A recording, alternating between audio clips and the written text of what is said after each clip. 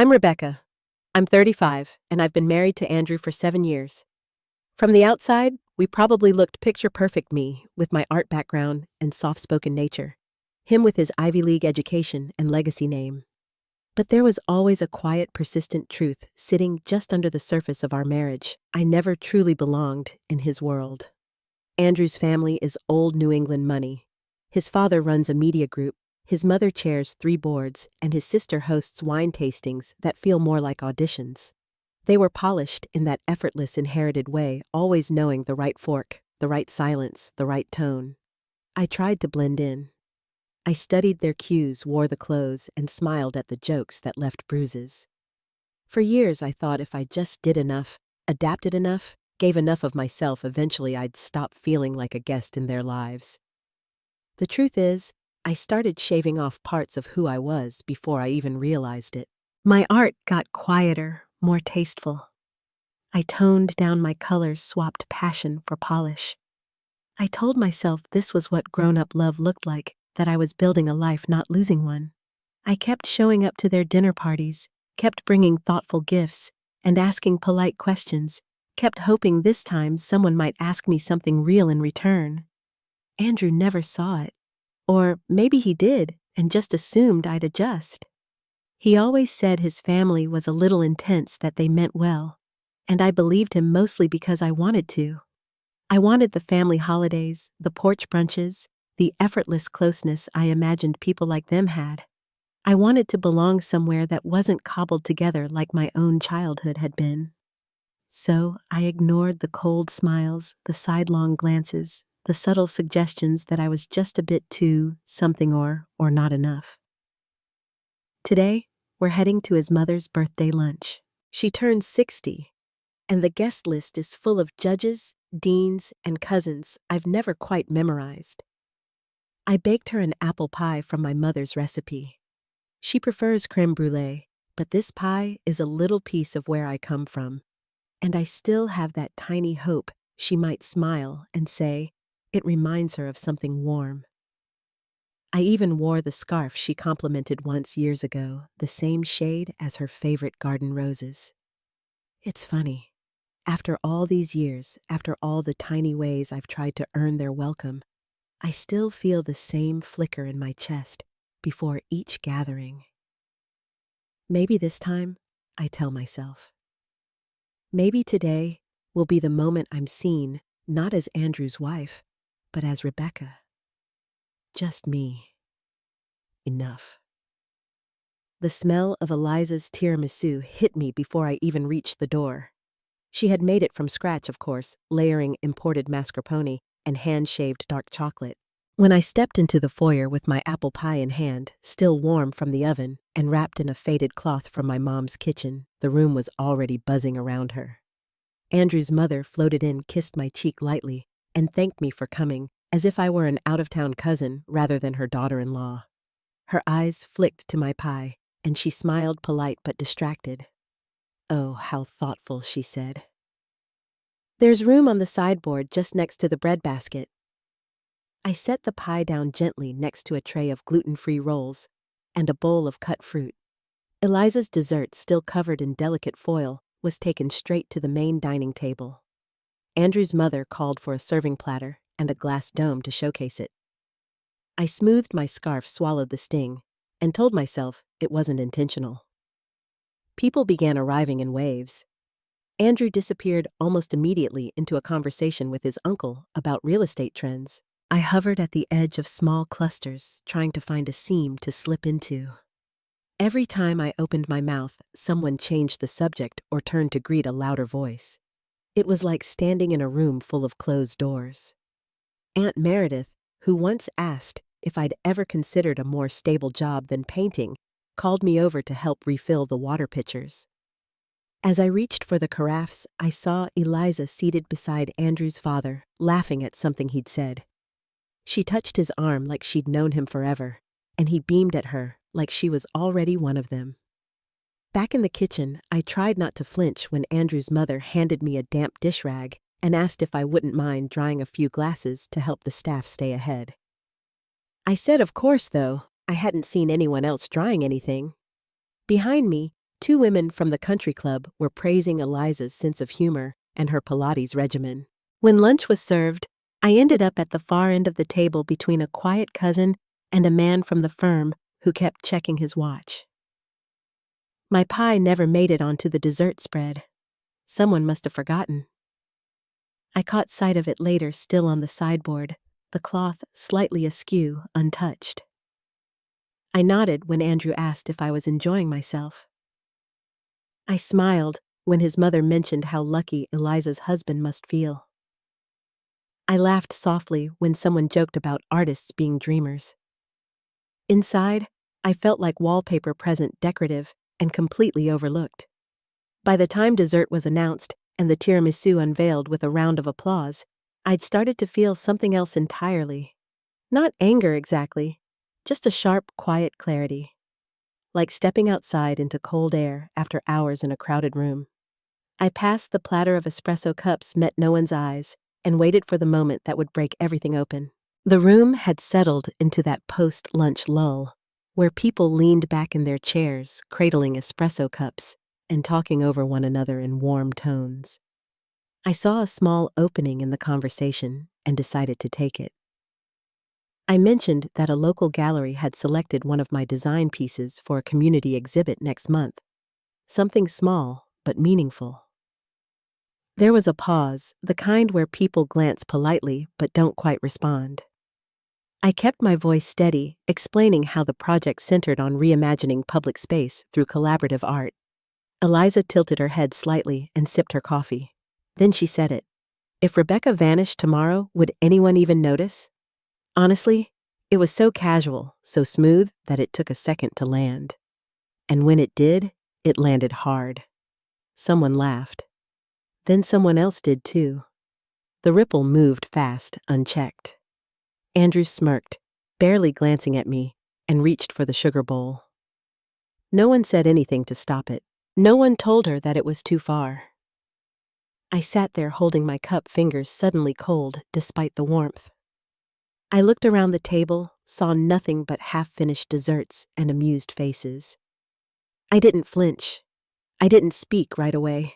I just let the silence grow inside me, stretching across years of small cuts, awkward silences, and brushed-off efforts. Then I smiled quietly and slowly and said, "That's good to know. Really." And that was it.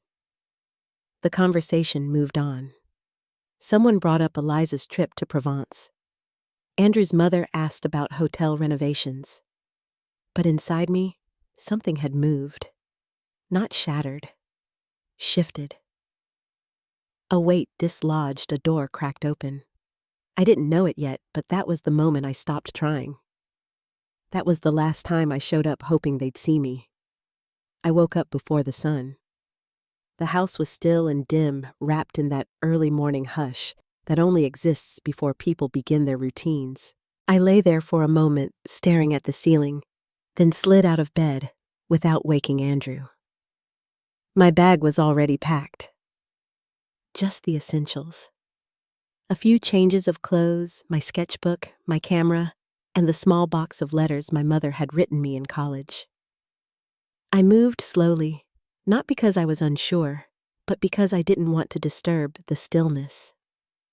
Downstairs, I made coffee out of habit, then poured it into a thermos and left the rest on the warmer. I sat at the kitchen table with a pen and a blank sheet of paper. The words came simply. I said I needed space, that I wasn't angry, just exhausted. I wasn't sure where we had gotten lost, but I needed time to find my own way forward. I told him not to call. Not out of cruelty, but clarity. This wasn't a moment I wanted pulled apart with explanations or apologies. I left the note folded on the counter next to the apple pie I had brought the day before, still untouched. By the time the sun broke through the trees, I was already on the highway. The roads were quiet, the sky a soft pale blue. I didn't play music. I didn't need to drown anything out. The silence felt clean like air after a storm. I crossed the state line into Vermont just before 10. Maya opened the door barefoot, holding a mug, and didn't ask a single question. She just pulled me into a hug that held steady even when my knees buckled a little. We talked later. But that first hour was just me sitting on her worn couch, sipping warm tea and staring out the window. There was no joy yet, no relief, just the softest sense of something loosening, like a thread gently pulled free from a knot I'd stopped trying to untangle. For the first time in years, I wasn't disappearing. I was quietly reclaiming space I'd been told didn't belong to me. The first week in Vermont felt like standing in shallow water, unsure if I was supposed to swim or just stay still. Maya gently nudged me toward a community art class at the local library. I signed up without much thought, mostly to quiet her encouragement, but when I sat down with a charcoal pencil for the first time in years, something shifted. I started sketching without expectation. Nothing polished or perfect, just the kind of raw, loose lines that used to fill my notebooks before I learned to censor myself. Each piece felt like a conversation with someone I used to know. I didn't show anyone at first. I wasn't ready for opinions. Then one afternoon, I stayed late at a cozy coffee shop in town, scribbling in my sketch pad. The owner, a woman named Clara, with kind eyes and a sleeve of floral tattoos, leaned over my table and asked if I'd ever considered showing my work. I almost laughed, but instead I nodded. She offered me a small corner near the window to hang a few pieces. I picked 3. Quiet, moody sketches of women with unfinished faces and stormy expressions. Clara hung them the next day. A week later, a local blogger featured them in a write-up about hidden artistic voices in the region. She called the pieces haunting and honest. That word stuck with me more than anything else. People began stopping to ask about the art. A couple of them left notes. One woman said the faces looked like how she felt after her divorce. Another said they reminded her of her sister. I read every word carefully as if they were proof I still existed outside someone else's expectations. They weren't life-changing moments, just small flickers. A kind of steady, cautious hope. But they were mine, and they were enough to make me believe I hadn't been erased after all. Just buried. And now, slowly, I was coming back into focus. The gallery was in a converted warehouse in Boston, all white brick and tall glass light, bouncing off steel beams and polished concrete. The kind of space that felt like it had stories to tell before anyone ever hung art on its walls. My name wasn't on the banners, but the title of my collection was Erased Women in bold black print on a clean ivory background just above the entrance. Inside, the crowd buzzed with soft music and murmurs. Curators, critics, sponsors, and strangers moved through the space, sipping wine and discussing brushstrokes and symbolism. I stood near the far end of the room where my work was displayed. Hands folded gently in front of me. My outfit was simple but precise. Black dress, silver earrings. The same ring I'd worn since college, the one Andrew had asked me to replace, but I never did. Each piece in the collection carried fragments of myself, soft charcoal outlines of women with mouths smudged into silence, oil portraits with color scrubbed out at the center, sculptures made of paper and wire twisted into open frames that held nothing. It wasn't subtle, but it was true, and it was mine. I had arrived early before the crowds. I needed that moment alone with the work, not to admire it, but to ground myself in the reason I was there. I wasn't here to prove anything. I wasn't here to confront. I was here because someone had seen my work, had believed in it, and that belief had no strings. The irony hit me only a few days before the event. The sponsor of the exhibit, an arm of a national media group, was a division under Andrew's father's company. I had no way of knowing if he would attend, but I suspected someone from the family might. Still, I didn't reach out. I didn't warn anyone. I didn't hide either. They arrived just after 7. I saw them before they saw me. Eliza in cream silk, her hair pinned just so. Andrew was in a navy jacket, too stiff in the shoulders. His father trailed behind, phone in hand, always mid-conversation. I turned slightly, but didn't step away. I didn't need to. Eliza noticed first. Her eyes paused, blinked, then narrowed with something between recognition and confusion. She leaned into Andrew and said something low. He looked up, his gaze landing on me like a weight, and then staying there. Neither of them moved. The moment stretched, but I didn't break it.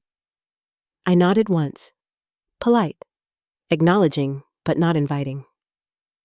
They stayed frozen for a beat too long before stepping aside for another couple trying to pass. Later, a curator came to fetch me. A group of sponsors wanted to meet the artist behind Erased Women. I followed her to the front of the exhibit where a circle had formed. Andrew's father was there mid-sentence, gesturing toward the installation. When I was introduced, something shifted in his expression.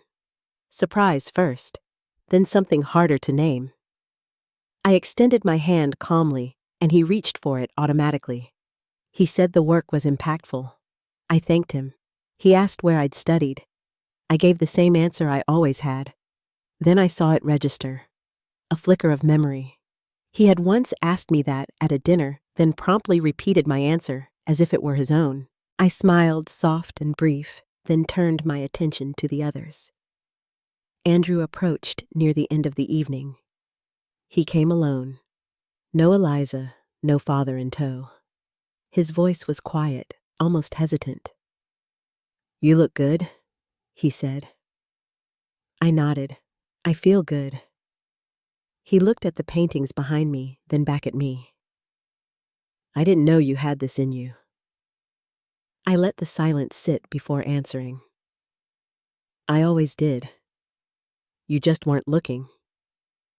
He didn't argue. He didn't apologize. He looked down at his drink, then asked if I might want to talk sometime. Just talk. I told him maybe, not out of hope or spite, just a clean maybe placed between two people who once thought they could build a life together.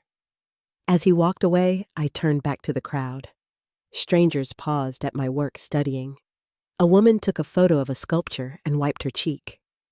A man read the placard beside the largest painting and whispered something to his partner. I wasn't invisible here.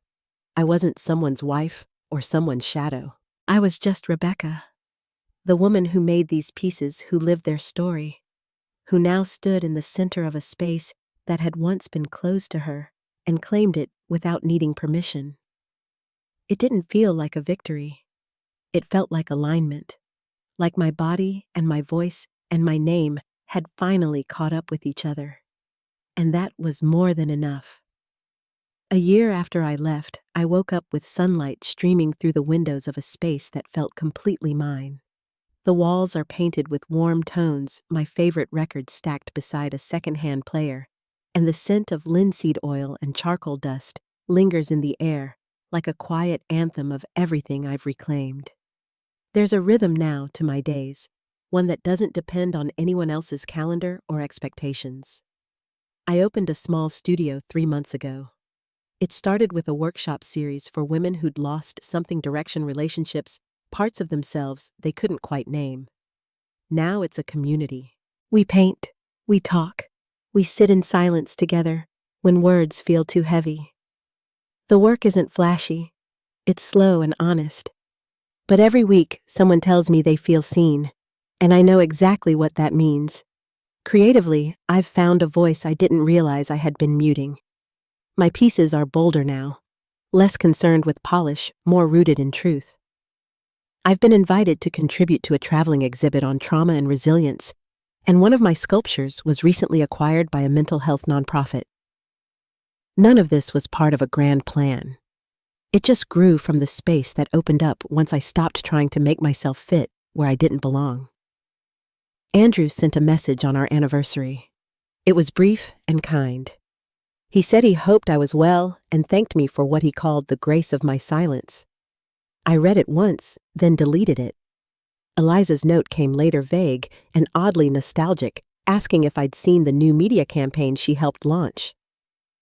I hadn't. I didn't answer either message. Not out of anger, just because I didn't need to. What I needed was this life. One where my worth isn't tied to how palatable I am to someone else's tradition.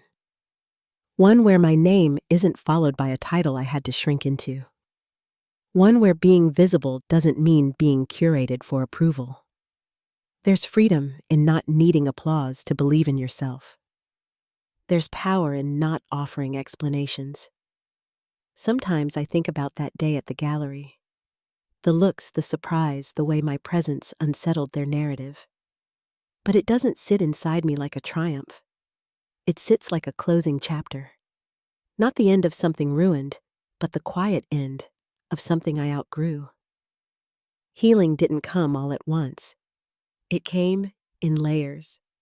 In early mornings and ugly drafts. In laughter shared across paint-streaked tables. For the first time, someone called me brave without me flinching at the word. I used to think starting over meant starting from nothing. I know better now. Starting over means choosing different soil, planting again, trusting you'll grow, even if no one's watching. I walk home from the studio most nights. The sidewalks are cracked, but familiar, lined with independent bookstores and dog walkers and the sound of real-life humming. Sometimes I see couples at dinner tables through cafe windows, and I feel nothing but warmth. Not envy, not loss. Just a quiet acknowledgement that I once wanted that, and now I want something else. People still ask if I miss my old life. I don't. I miss who I imagined I could be in that life. But I like who I've become more. I speak more slowly now. I listen more. I laugh without checking the room. I tell the truth even when it's awkward, especially then. I didn't disappear. I just stopped showing up where I was never really seen. And in doing that, I found the version of myself I'd buried beneath years of compromise and carefulness. It wasn't about proving them wrong. It was about proving I was right to leave.